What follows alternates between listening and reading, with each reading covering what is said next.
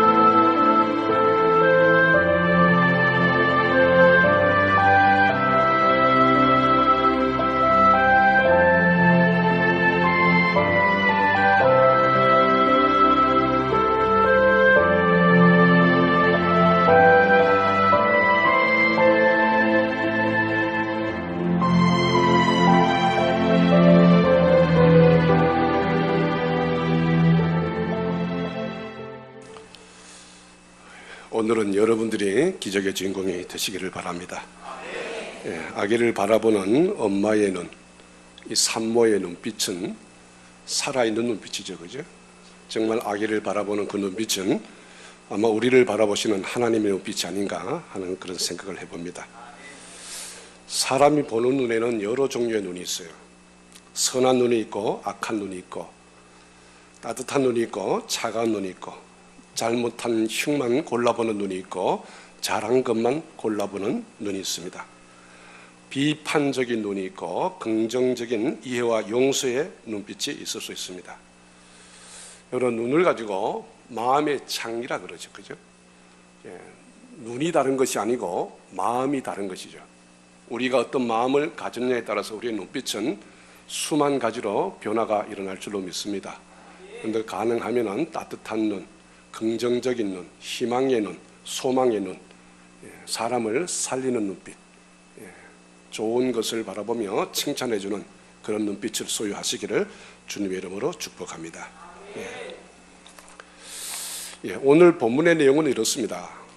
예수님께서 갈보리산에서 기도를 마치신 다음에 이제 하산하실 때 그때 가룟 유다가 예수님을 팔기 위해서 군사를 끌고 왔습니다. 그래서 예수님을 붙잡혀가지고 그때 대제사장 가야바의 집에 이제 잡혀 들어가게 되는데 그때 모든 제자들은 다 도망을 가고 베드로만 멀찍이 서서 주님을 따라갑니다. 그래서 그들 안에서 모닥불을 피워놨는데 그 모닥불을 쬐면서 그 광경을 주시하면서 이 사태가 어떻게 되나 하면 예의주시하고 있는 그런 상황인데 그때 한 여자 종이 비자라 그랬죠. 오늘 본문에서는 비자가 이 사람이 저 사람하고 같은 부류다. 그러니까 베드로가 극구 부인하죠. 아니다. 네가 무슨 소리를 하는지 나는 모르겠다. 근데 좀 이따가 옆에서 다른 사람이 또 그 얘기를 하는 아니다. 저 사람은 똑같은 당이다. 그러니까 더 강하게 부인합니다. 그러다가 한동안 지났다가 좀 이따가 다른 사람이 이 사람은 분명히 갈릴리에서 온 사람이고 저 사람과 같은 당이다라고 강력하게 얘기하니까 예수님을 저주하면서 부인하는 세 번째 부인하는 사건이 일어났는데 그때 마침 닭이 울었다. 그제서야 베드로는 예수님께서 그 전에 미리 경고하셨죠. 네가 닭 울기 전에 나를 3번 부인하리라. 그 말이 생각이 나서 가슴이 미어져서 그 즉시 밖을 뛰어나와가지고 통곡하고 울었다라고 하는 것이 오늘 본문의 내용입니다. 자신을 3번이나 부인한 이 베드로를 주님께서 그때 예의주시하면서 바라보셨어요. 닭이 딱 울자 베드로도 자기도 모르게 예수님을 향해서 시선을 돌렸고 두 눈빛이 마주쳤어요. 제가 만약 예수님 입장이라면 배신자, 인간 같지도 않는 놈, 대번에 그냥 째려보고 그렇게 하지 않았겠어요? 근데 베드로가 느낀 예수님의 눈빛은 그런 눈빛이 아니었어요. 측은지심으로 바라보시는 예수님의 눈빛에 완전히 마음이 녹아내린 거예요. 그래서 밖에 나가서 심히 통곡하니라. 어떻게 이 마음을 주체할 수가 없어서 어떻게 나 같은 이 쓰레기만도 못한 이 인간을 그런 눈빛으로 어떻게 바라볼 수 있단 말인가. 예고까지 했는데도 불구하고 그럼에도 불구하고 그 상황을 이겨내지 못하고 이런 상황까지 끌고 간 이 상황을 베드로는 감당하기가 어려웠어요. 우리 세계 위정교회 성도님들도 예수님의 눈빛, 하나님의 눈빛, 이런 눈빛을 날마다 경험하시기를 축복합니다. 우리 주님은 우리에게 오늘 또 그 시선으로 우리를 바라보시는데 우리가 느끼지 못한다고 한다면 참으로 신앙생활하는 의미가 무슨 의미가 있겠어요? 베드로를 바라보시는 예수님의 눈은 한량없는 사랑의 눈빛이었습니다. 여기서 예수님이 베드로를 돌이켜보셨다라고 할 때 보았다는 단어는 원어로서는 엠볼레포라고 하는 단어인데 이것은 사랑의 눈으로 본다 이런 뜻이에요.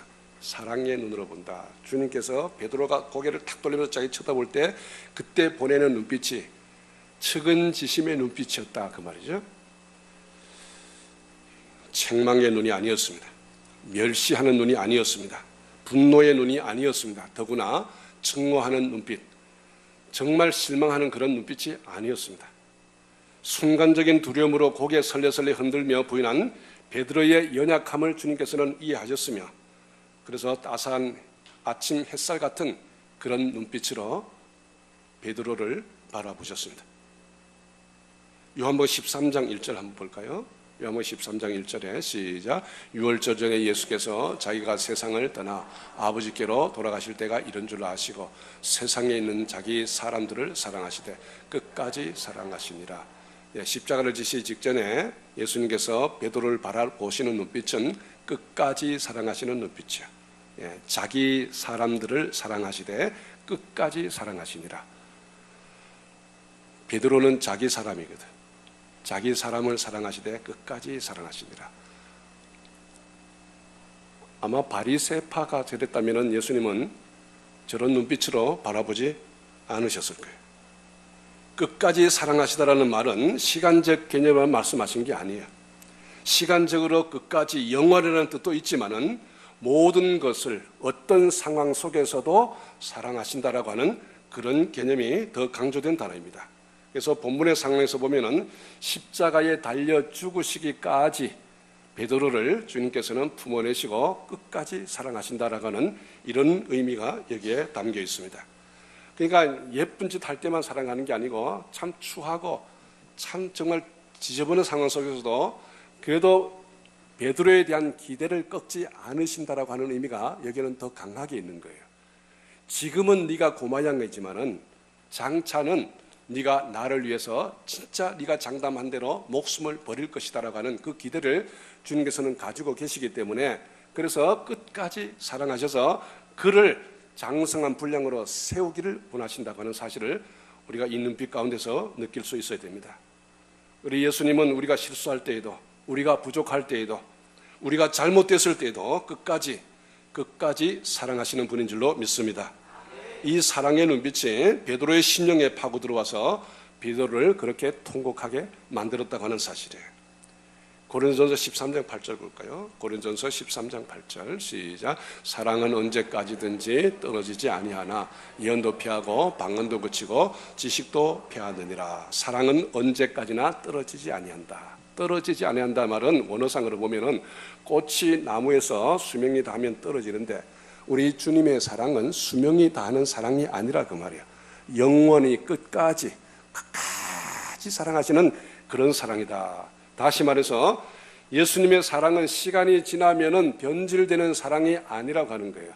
한번 사랑하기로 작정하고 품어낸 사람은 끝까지 될 때까지 세워질 때까지 온전해질 때까지 주님께서는 책임지시는 사랑을 우리에게 하신다고 하는 그런 내용이 담겨 있습니다.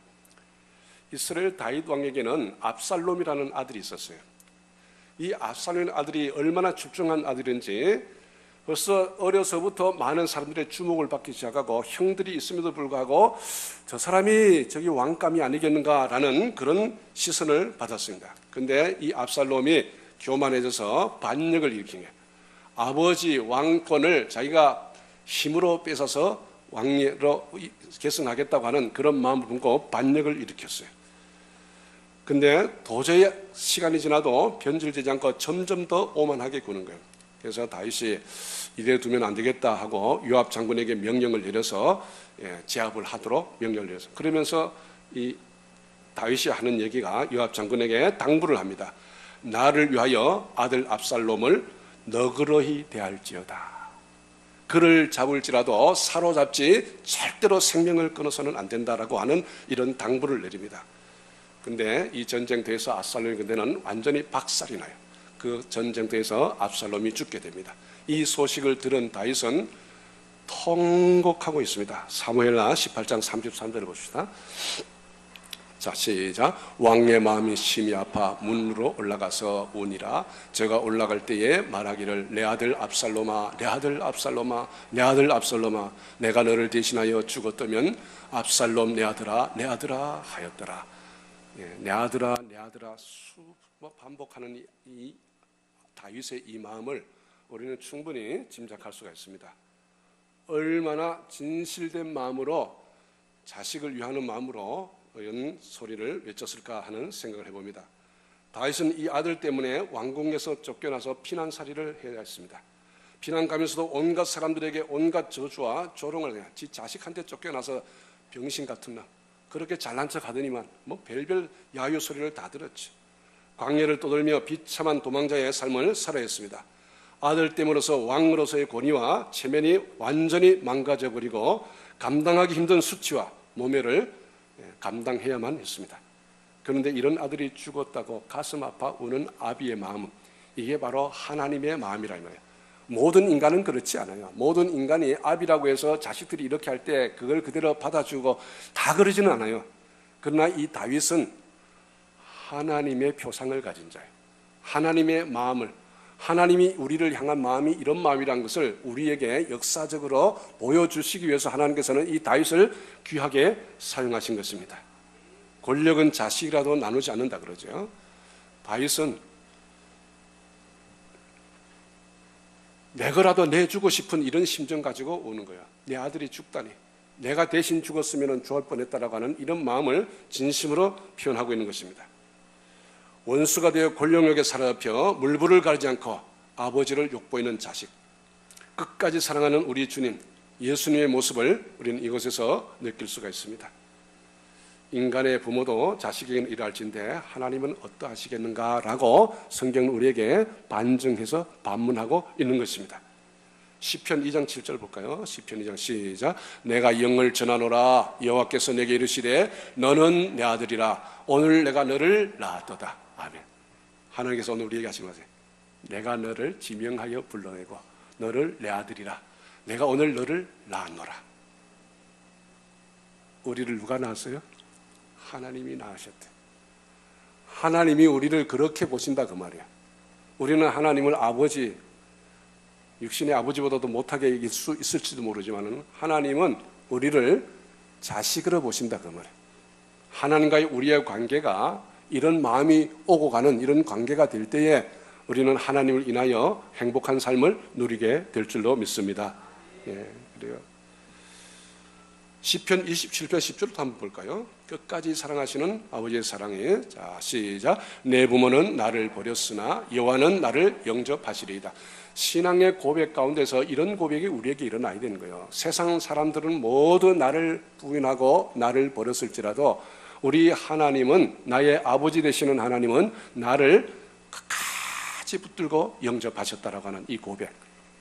이 고백이 일어나는 순간에 우리의 믿음은 자라는 게 아니니까 이 고백이 있는 사람과 없는 사람의 차이죠. 신앙이 누구는 잘하는데 누구는 안 잘한다라고 하는 것은 이런 날마다의 고백 가운데서 주님의 사랑을 몸소 체험하고 고백하며 많은 사람들에게 증거할 수 있는 이런 준비가 되어 있는 사람하고 그렇지 않은 사람의 차이라고 말할 수 있죠. 자식이 부모를 버릴지언정 부모가 자식을 어찌 버릴 수 있겠는가? 얼마나 피치 못할 사정이 있었으면 부모가 자식을 버리겠습니까마는, 그러나 혹 부모가 자녀를 버리는 일이 있다 할지라도 하나님은 어떤 상황 속에서도 우리를 버리지 않는다고 하는 믿음이 있는 한은 우리는 이 세상을 넉넉히 이겨낼 수 있을 줄로 믿습니다. 이게 신앙인 거예요. 이거 아니라면 하나님 믿을 이유가 없죠. 하나님도 기분 따라서 그냥 우리를 언제든지 버릴 수 있다고 한다면 우리가 어떻게 하나님을 제대로 믿을 수가 있겠어요?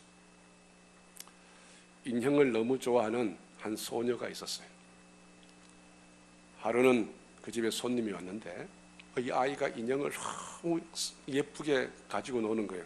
그래서 물어봤어. 너 이 많은 인형 중에 어떤 인형을 제일 사랑하니? 그러니까 얘가 자기 방으로 데려가는 거예요. 아저씨 이걸 누구한테도 발설하지 않는다고 한다면 제가 가르쳐 줄게요. 그래. 서랍에서 한 인형을 꺼내는데 팔다리가 다 떨어져 나간 인형이에요. 제가 며칠 전에 이 선물을 받았는데 우리 친구들이 너무 좋아가지고 서로 보겠다고 해가지고 이 팔다리가 다 떨어져 나갔어요. 그때부터 어떤 아이도 이 인형을 거들떠 보지 않아요. 근데 저는 이 인형을 제일 아끼고 제일 사랑해요. 우리 하나님께서는 우리 인간이 연약할수록 우리 주님께서는 더 지극정성으로 돌보는 줄로 믿습니다. 정말 주님의 눈빛은요, 연약한 자들에게 집중되어 있어요. 우리가 힘들고 어려울 때 주님께서는 우리를 더 주목하고 계신다는 사실을 우리가 잊어서는 안 됩니다. 로마서 9장 13절 말씀 볼까요? 로마서 9장 3절 말씀 시작. 기록된 바 내가 야곱은 사랑하고 에서는 미웠다 하신 것 같으니라. 왜 하나님께서 야곱을 에서보다 더 사랑하시느냐? 하나님께서 그렇게 하신 이유는 딱 한 가지밖에 없어요. 하나님이 약속된 자녀이기 때문에 그래요. 뭔 자녀이기 때문에? 약속된 자녀. 성격적으로 보면은요, 에서가 더 남자답고 인간적으로 보면은 더 가치가 있는 사람일지 모릅니다. 그런데 야곱은 항상 한 곳에 집중이 되어 있어요. 그래서 그것을 이루기 위해서는 인간적인 비열함도 다 사용할 수 있는 그런 사람이에요. 야곱이 어릴 때는 정말 못 봐줄 정도로 야비하고 왕따 대상이었어요. 그러나 야곱에게는 뭐가 있는가 하면은 하나님을 향한 꿈이 있었어요. 하나님께서 자기를 사용하실 것이라고 하는 이 비전이 있었어요. 근데 그걸 이루는 수단에서는 믿음이 부족했기 때문에, 아직 연단이 부족했기 때문에 너무 인간적인 실수와 부족함이 많이 드러났어요.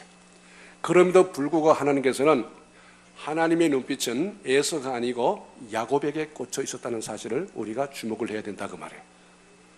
우리의 삶의 모든 상황 속에서 우리 주님은 약속된 자녀이기 때문에 우리를 주목하시는 것이지, 우리가 무슨 도덕적으로 윤리적으로 잘해서 우리를 주목하시는 게 아니라고 하는 사실이에요.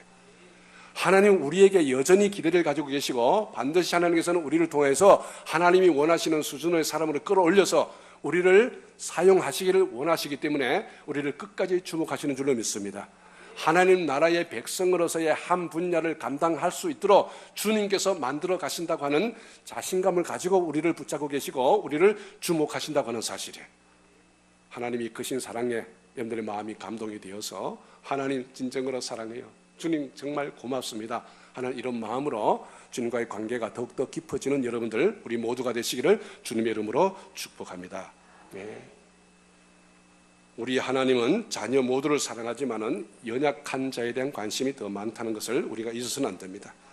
하나님의 사랑이 지금 이 순간 그에게 더 필요하기 때문에, 그래서 하나님은 그에게 더 집중하는 것입니다.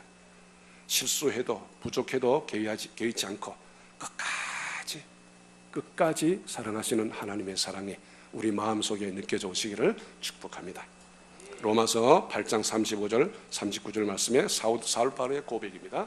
보시겠습니다. 시작. 누가 우리를 그리스도의 사랑에서 끊으리요? 환난이나 곤고나 핍박이나 기근이나 적신이나 위험이나 가리랴. 기록된 바 우리가 종일 주를 위하여 죽임을 당케 되며 도살할 양같이 여김을 받았나이다 함과 같으니라. 그러나 이 모든 일에 우리를 사랑하시는 이로 말미암아 우리가 넉넉히 이기느니라. 내가 확신하노니 사망이나 생명이나 천사들이나 권세자들이나 현재일이나 장래일이나 능력이나 높음이나 깊음이나 다른 아무 피조물이라도 우리를 우리 주 그리스도 예수 안에 있는 하나님의 사랑에서 끊을 수 없느니라. 믿어지시기를 축복합니다. 경험되어지시기를 축복합니다. 날마다 주님께서 이 사랑의 관계를 맺기를 원하시는데 이것이 누려지시기를 주님의 이름으로 축복합니다. 하나님의 사랑은 끊어지는 사랑이 아니에요. 하나님의 사랑은 끝이 없는 사랑, 하나님의 사랑은 세상 끝날까지 우리와 함께 하시다 한 그런 약속의 사랑이라고 하는 사실이에요. 예수는 이 사랑의 눈빛으로 베드로를 바라보셨지. 바로 이 눈빛으로 오늘 우리를 바라보시는 줄로 믿습니다. 그죠? 3번이나 부인한 베드로를 바라보는 예수님의 눈은 끝없는 사랑의 눈이었습니다. 또한 예수님의 눈은 영적 통찰력을 가지고 바라보시는 눈이라. 이게 다른 눈이에요. 사람하고는 비교할 수 없는 눈인 것은 영적 통찰력을 가지고 바라보시는 거예요. 베드로의 현재의 영적 수준을 보는 것이 아니고 앞으로 은혜 안에서 다듬어질, 만들어져갈 베드로의 완성된 모습을 주님께서는 끝까지 보고 계신다고 하는 사실을 놓쳐서는 안 된다 그 말이에요. 여기서 바라보다 엠벌레포라 그러는데 신적 통찰력으로 바라본다라는 이런 깊은 뜻이 있어요. 즉 배반자 베드로를 바라보시는 예수님의 눈은 단순한 사랑의 눈이 아니에요. 신적 통찰력을 가지고 무한한 기대와 가능성을 품고 바라보시는 눈빛이라고 하는 사실이에요. 예수님이 붙잡히자 함께 있던 제자들은 순간적으로 모두 흩어졌어요. 그러나 베드로는 예수님의 곁을 끝까지 따라갔어요. 이러지도 저러지 못하는 베드로의 입장을 저는 이해할 수가 있습니다.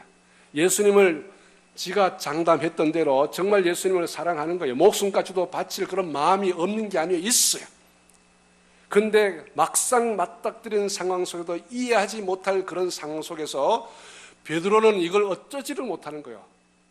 도망갈 수도 없고, 그렇다고 바짝 따라가가지고 예수님과 함께 죽기에는 이게 뭔가 이게, 그래서 이 어정쩡한 모습, 사람이 어정쩡할 때가 계속 추한 거예요. 양다리 서서 중간에 서서 양쪽 눈을 살필 때 사람이 가장 비참해지고 추해지는 거예요. 오늘 마음이 단정이 되어져서 결단하고 살아가는 삶이 되시기를 주님의 이름으로 축복합니다. 특히 신앙의 삶은요, 어정쩡한 삶은 정말 안 하는 맛도 못한 삶이에요. 참, 믿음이 안 생기더라도, 믿음이 없다 하더라도 여기에 뭔가 가치가 있다고 여겨지게 되면은 집중을 해야 되는 거예요. 집중. 몸을 실어야 되는 거예요. 예?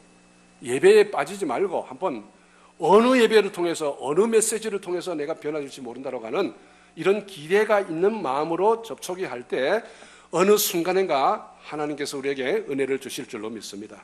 예, 이런 신앙의 자세가 필요한 것을 오늘 본문은 우리에게 보여줍니다. 예수님이 붙잡히시자 함께 했던 제단은 순간적으로 흩어졌는데 베드로는 그러지 못했어요.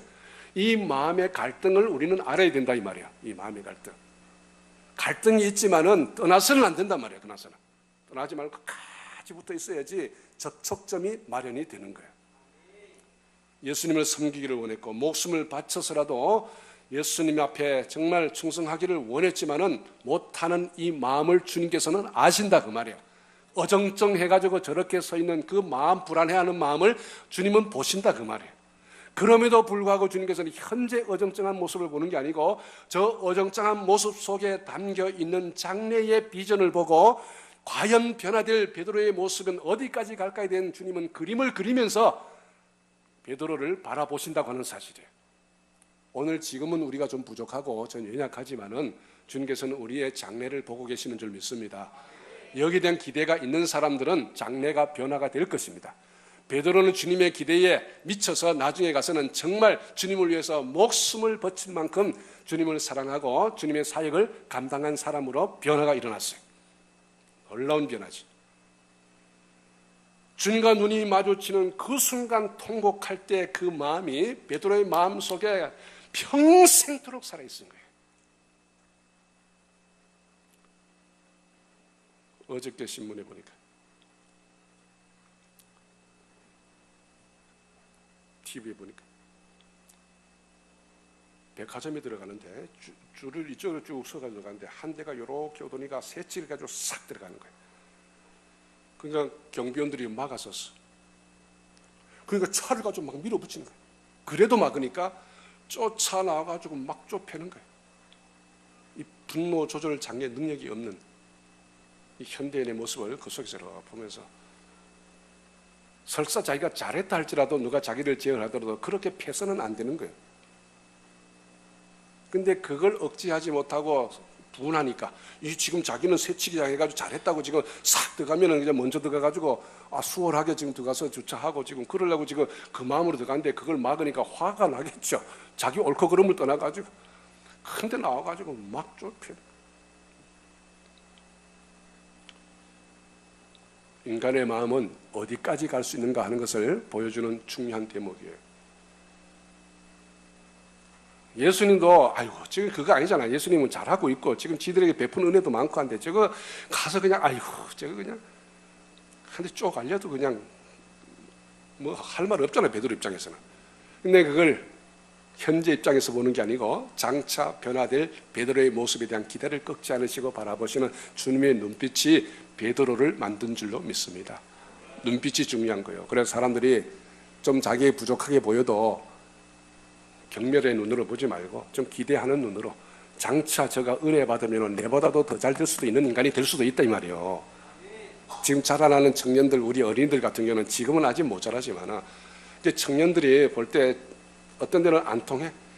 나는 지금 몇 수를 내다보고 얘기하는데도 그걸 못 내다보니까 그냥 어떤 데 부응하지 못할 때는 속상할 때 많아요. 그러나 지금은 그렇지만은 언제 청년들이 어떤 돌변한 변화가 일어날지 아무도 알 수가 없는 거예요. 그래서 끝까지 기대를 꺾지 않고 바라보는 눈빛이 우리에게 중요한 줄로 믿습니다. 사람은요 한순간에 변하는 거예요. 특히 자라는 아이들은요 이거 뭐 중학교 다니는데 고등학교 가면 확 달라지고 고등학교에서 대학교 가면 애들이 확 달라지고 그 애들이 이 나라를 뒤흔드는 사람이 된다 그 말이에요. 예? 지금은 이 나라 이 모양이 고절할지라도 장차 그 애들이 제대로 한 사람이 서버리면은 나라 꼬라지가 선다 그 말이에요. 우리 교회도 마찬가지예요. 우리 교회는 장래 다음 세대들에게 기대를 가져야 됩니다. 우리가 눈빛을 보내줘야 되는 거예요. 아이들이 좀 부족해도. 어떤 집사님이 오늘 목사님 어떤 집사님이 이런 보기 흉한 모습을 보이던데 이래서 그랬어요. 괜찮아요. 놔둬요. 냅둬요.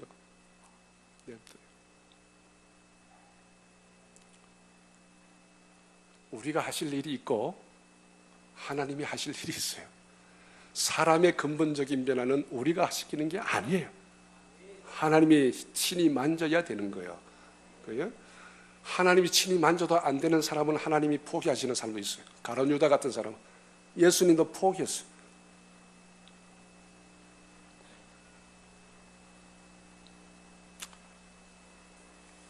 예수님은 베드로의 상황을 잘 이해하셨다고 하는 사실이에요.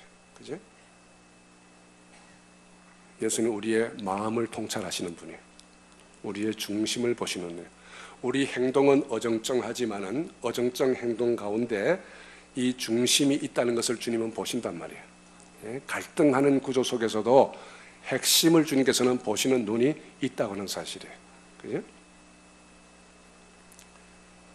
우리도 사람 대충 보면 이제 위선인지 아니면은 연약해서 그런지 감을 대충 잡잖아요. 근데 영적 통찰력 가지고 예수님은 얼마나 정확하게 보시겠어요. 베드로를 보는 눈은 정확합니다. 베드로는 예수님의 그 눈빛에 녹아내린 거예요. 우리가 눈빛을 잘 써야 돼. 눈빛을. 여기열 집사 눈빛을 내가 딱 하면 알아차려요, 못 차려요? 알아차리죠. 아, 목사님 나한테 지금 화를 내고 있구나. 알아차리죠. 그러면 그 다음 만날 때는 도망 다닌다고. 나를 안 만나려고 저쪽 뒷문으로 나가. 항상 나갈 때도 저 뒷문으로 나가. 그래서 식당에 가서 먼저 와 있는 사람 보면 저 뒷문으로 나간 사람들 보면 내가 다 저 사람들이 나 안 만나고 그냥 뒷문 나간 사람 다 알죠. 내가. 그거는 여하 상관없어요. 상관없고. 밥 빨리 먹고 싶어서 나간 줄 알아. 예. 그러나 지금 잘못했는데도 불구하고 그걸 내가 경멸 안 하고 지극히 그윽한 눈빛으로 바라보는 눈빛을 눈치채요, 안 채요? 알잖아, 그죠? 그러면 내 마음이 녹아내린단 말이야. 아, 내가 잘못했는데도 우리 목사님 개의치 않고 나를 바라보시는구나. 이것이 우리 사람 관계 속에서 날마다 일어나야 된다는 얘기예요. 이게 사람을 말 한마디보다도 더 큰 힘이 눈빛에 있는 거예요. 누가복음 22장 32절 32절 말씀 시작. 시몬아 시몬아 보라 사단이 밀가루듯 하려고 너를 청구하였으나 그러나 내가 너를 위하여 내 믿음이 떨어지지 않기를 기도하였느니 너는 돌이킨 후에 내 형제를 굳게 하라. 아멘. 예수님 이 마음이요. 베드로를 바라보는 눈이 이 마음이란 말이요. 시몬아 시몬아 너는 지금 사단에게 지금 막 흔들리고 있는데 그러나 내가 뭘 위해서 기도했냐나 밀가루듯이 막 흔들 때도 네가 거기에 넘어가지 않기 위해서 내가 기도하고 있단다. 이 마음으로 보셨다 이 말이에요. 내가 너를 위하여 내 믿음이 떨어지지 않기를 위하여 기도했느니 너는 돌이킨 후에 얼마나 엄청난 일을 하는지 내가 그에 대해서 기대가 부풀어 있느니라. 멋있지 않습니까? 우리 주님이 우리를 이렇게 보신다는 사실이죠. 예수님의 눈은 베드로의 미래를 보고 있는 거예요. 현재가 아니고 가능성을 보고 있는 거예요. 비전을 보고 있는 거예요. 연약함에도 불구하고 베드로는 이 큰 사랑을 받았기 때문에 놀라운 변화가 일어났어요. 이제 말씀을 마무리 짓도록 하겠습니다. 이 세상 모든 것에는 한계가 있어요. 모든 한계가 있어요. 부모의 사랑도 한계가 있고 배우자의 사랑도 한계가 있고. 캐나다에서 이런 일이 있었어요. 날마다 고통에 울부짖는 어린 딸을 이 아버지가 차에 태우고 가다가 그것을 가스를 가지고 분출시켜서 죽여버렸어요. 수술을 수만 번 했는데도 아이가 깨어나지는 않고 정신이 없는데도 고통스러워가지고 몸을 비틀고 계속 우는 이 아버지가 보다 못해서 도저히 안 돼서 그렇게 죽이고 자수를 해버렸어요. 그래서 법정에서 심판을 받는데 그 주변에 있는 모든 사람들이 이 아버지가 이 딸아이를 얼마나 사랑했는지를 얘기를 했어요. 나중에 엄마가 만일 제가 그 자리에 있었다면 제가 딸을 죽였을 거예요 라고 증언을 했어요. 우리 인간은 사랑할 수는 있지만은 한계가 있어. 좀 더 참고 조금 기다렸으면은 아이가 깨어날 수도 있는데 너무 고통스러운데 최선이 최악을 만들어낼 수 있는 게 우리 인간의 사랑이에요. 인간의 사랑은 한계가 있어. 그러나 아버지의 사랑은 우리 예수님의 사랑, 우리 주님의 사랑은 한도 끝도 없는 무한한 사랑인 줄로 믿습니다. 그래서 우리가 신앙생활을 하는 거예요. 사람을 믿을 수 있는 사람, 사람에게 기대할 수 있다고 한다면 신앙이 무슨 필요가 있겠어요? 우리는 한계가 있단 말이에요. 할 수 있는 한계가 있어. 사람에게 기대는 한계가 있다는 사실을 우리가 인정을 하고 사람을 만나야 되고, 그래서 사람에게 실망하면 안 돼. 사람은 그런 게 사람이야. 오로지 하나님만이 우리의 사랑의 필요를 충족시켜 줄 수 있을 줄로 믿습니다. 예수님은 3번이나 저주하면서까지 부인한 베드로를 사랑의 눈빛으로 바라보셨다. 그 눈빛으로 오늘 우리를 바라보기를 원하신다. 신적 통찰력을 가지고 우리의 장래를 내다보시면서 사랑하시는 그 눈빛을 오늘 이 시간에도 우리에게 보내는 줄로 믿습니다. 그죠? 대성의 뜰에서 베드로를 바라보시는 그 눈빛으로 바라보시는 주님의 사랑의 눈빛이 여러분 가슴속에 날마다 경험되어져서 날마다 기적의 주인공이 되시기를 주님 이름으로 축원합니다. 기도하시겠습니다.